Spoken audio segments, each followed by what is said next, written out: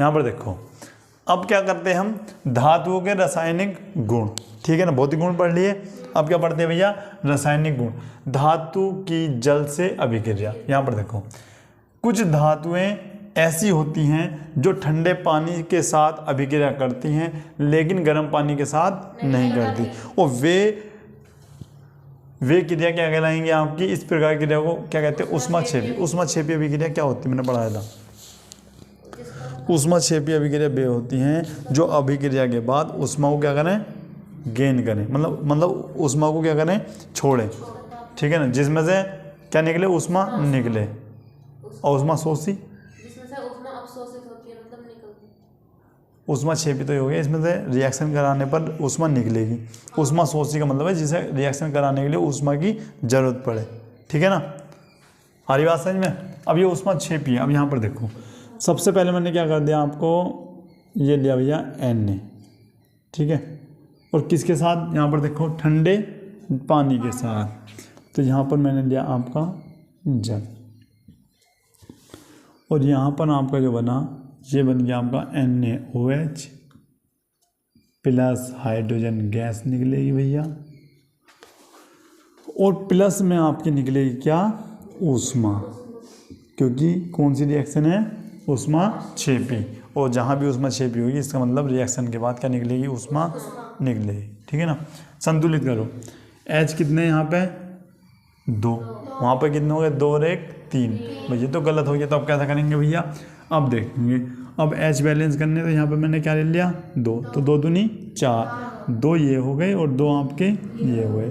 उस हिसाब से Na कितने हो गए भैया, 2, तो यहाँ पर भी मैंने क्या कर लिया, 2। अब देखो Na कितने हो गए, 2, Na 2, H कितने हो गए, 2 दूनी 2 और 2 4, 2 दूनी 4, और कितने हो गए, 2, और ये भी 2, ठीक है। उसके बाद जो रिएक्शन इससे हो जाए वही रिएक्शन हम किसके साथ करवा देंगे, पोटेशियम के साथ। ये क्या हो गया आपका, ये हो जाता है आपका KOH प्लस हाइड्रोजन गैस निकलेगी, और प्लस में क्या निकलेगी आपकी, ऊष्मा निकल जाती, ठीक है भाई। अच्छा, H कितने, इसी प्रकार से यहाँ पे भी 2 ले लो, O कितने हो जाएंगे इस प्रकार से 2, तो K कितने हो गए तुम्हारे, 2, H कितने हो गए, 2 दूनी 4, 2 और 2 4, ठीक है भाई, नोट करो इसको जल्दी से।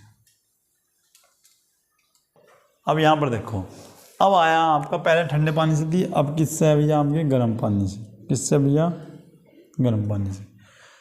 कुछ धातुएं ऐसी भी हैं जो गर्म पानी से अभिक्रिया करती हैं लेकिन ठंडे पानी के साथ नहीं करती, ठीक है ना। Mg परमाणु क्रमांक कितना है इसका बताओ, ठीक है। उसके बाद किससे रिएक्शन करवाए भैया, जल से। यहाँ पर देखो गर्म जल से, ठीक है ना, किससे, गर्म, यहाँ पर लिख लो ठंडा, और यहाँ पर लिख लिया भैया हमने गर्म, ठीक है। तो यहाँ से बनता आपका MgOH का whole twice plus H2 gas आपकी हो जाएगी मुक्त। यहाँ पर देखो H कितने हो गए, यहाँ पर 2 और 2 4, तो यहाँ पर भी कितने हो गए 4, और कितने हो गए 2, तो यहाँ पर भी कितने हैं 2, ठीक है। इसको भी नोट करो। अब यहाँ पर देखो भाई, अब क्या करते हैं, नोट पॉइंट क्या है तुम्हारा, कुछ धातुएं ऐसी भी हैं जो न तो गर्म पानी से और न ही ठंडे पानी से रिएक्शन करती हैं, जबकि वे धातुएं भाप, ठीक है ना, भाप के साथ क्या कर लेंगी, अभिक्रिया, जैसे Fe और एल्युमिनियम। अब मैं यहाँ पर लिखता हूँ क्या भैया, आपकी Fe, ठीक है। उसके बाद भाप में भी क्या होता है, जल होता है ना, ठीक। अब क्या करते हैं, यहाँ से क्या बनेगा भैया आपको बताओ, Fe3O4, ठीक है भाई, और बन जाता है आपका H2O नहीं H2, ठीक है, ये गैस आपकी बन जाएगी, सही है भाई। उसके बाद अब संतुलित करो, Fe कितने हैं, 3 है, तो यहाँ पर क्या ले लिया मैंने 3, O कितने हैं 4, तो यहाँ पर क्या ले लिया 4, H कितने 4 दूनी 8, 4 दूनी 8, ठीक है ना, तो ये हो गया आपको 4 दूनी 8। हरी बात समझ में, यहाँ पर देखा। अब लिखते हैं भैया एल्युमिनियम के साथ, ये हो गया आपका H2, ये बनता आपका Al2O3 प्लस H2। ओ कितने यहाँ पे 3 है, तो यहाँ पर मैंने 3 ले लिया। Al2 है, यहाँ पर 2 ले लिया।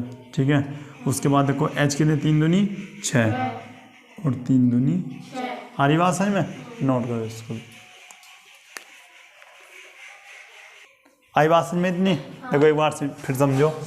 Fe यहाँ पर था, Fe3O4 बना और आपको क्या बना, हाइड्रोजन गैस। ठीक है, Fe3 है तो यहाँ पर भी क्या हो गया, Fe3। ओ कितने यहाँ पे 4, तो वहाँ पर भी हो गए 4।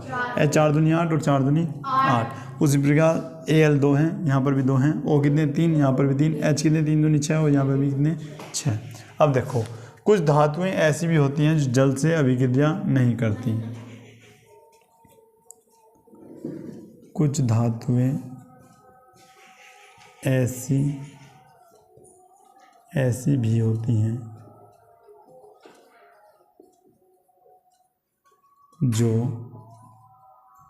जल से अभिक्रिया नहीं करती।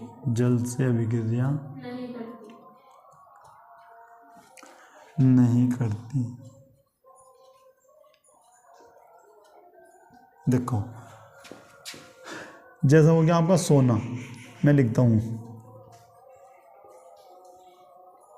सोना, क्या होता है Au। ठीक है, दूसरा क्या होता है आपका चांदी, क्या हो गया आपका Ag। ठीक है, एक होता है आपका कॉपर,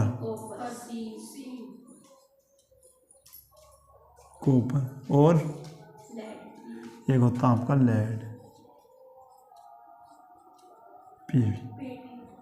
Pd। और लिखना चाहो तो लिख लो Pd यानी प्लेटिनम। ठीक है ना, आदि। ठीक है भाई, नोट करो इसको। यहाँ पर देखो भाई, अब क्या है भैया, देखो हाइड्राइड बनाने का गुण। तो धातु और धातु H2 से मिलकर क्या बनाएंगे भैया, आपका हाइड्राइड होगी। जैसे यहाँ पर हो गया भैया N2 नाइट्रोजन। ठीक है, नाइट्रोजन धातु है, धातु है बताओ, है धातु। ठीक है ना, और H2 नाइट्रोजन गैस ना है। ठीक है, यहाँ पर देखो, उसके बाद यहाँ से क्या बनता है आपका अमोनिया। भाई ये कैसी अमोनिया है, N यहाँ पर 2 है तो यहाँ पे भी क्या हो गया आपका 2, और यहाँ पे भी क्या हो गया 3, क्योंकि 3 दूनी 6, 3 दूनी 6, N 2 है, यहाँ पे भी कितने हैं 2, और ये क्या हो गया आपका। ठीक है भाई, अमोनिया बन गया आपका। उसके बाद लवणों का विद्युत अपघटन। भाई यहाँ पर लिखा हमने NaCl, इस प्रकार से ये समझाया होगा। ये हो गया आपका Na-। ठीक है ना, उसके बाद धातुओं की तनु अम्लों से अभिक्रिया। कुछ धातुएं अम्लों से अभिक्रिया करके हाइड्रोजन विस्थापित करती हैं। क्या लिखोगे Mg, और यहाँ पे लिख दोगे H2SO4। कौन सा वाला, तनु। क्या बना आपका MgSO प्लस गैस आपकी निकल गई। आ रही बात समझ में? ठीक है, नोट करो इसको भी। यहां पर देखो भाई, अम्लराज क्या है। अम्लराज है भैया हाइड्रोक्लोरिक अम्ल तथा नाइट्रिक अम्ल के मिश्रण को अम्लराज कहते हैं। किस किस के, अभी इंपॉर्टेंट है, एमसीक्यूज में भी आता कि अम्लराज में हाइड्रोक्लोरिक अम्ल तथा नाइट्रिक अम्ल का अनुपात कितना होता है, ऐसा क्वेश्चन मिलेगा तुम्हें। ठीक है, तो भैया अम्लराज या फिर एक्वारेजिया कहते हैं। इसे बनाने के लिए 3 भाग, कितने भैया 3 भाग, किसका HCl का, और 1 भाग किसका भैया आपका नाइट्रिक अम्ल का। ठीक है ना, ये लेते हैं और इसका उपयोग किसमें करते हैं भैया, सोना और प्लेटिनियम आदि को घोलने के लिए किया जाता है। अब देखो कैसे, यहाँ पर लिखा मैंने HCl और यहाँ पर लिख दिया कितना HNO3 नाइट्रिक अम्ल। इनका अनुपात जो होता है 3:1 1 होता है। कभी कभी क्या करेगा उल्टा करके दे देगा, तो वहाँ पर अनुपात क्या हो जाएगा 1:3। मतलब उन्होंने ऐसे कह दिया कि नाइट्रिक अम्ल और HCl का अनुपात कितना होगा, तो अब ये नहीं होने का, हाँ अब यही होगा, अब ये नहीं होने का, अब नहीं होने का ये, क्यों? याद रखो ऐसा गिन लो 1 2 3, इधर 3 तो इधर 1, ऐसे। हरी बात समझ में तुम्हारी? ऐसे याद कर लो।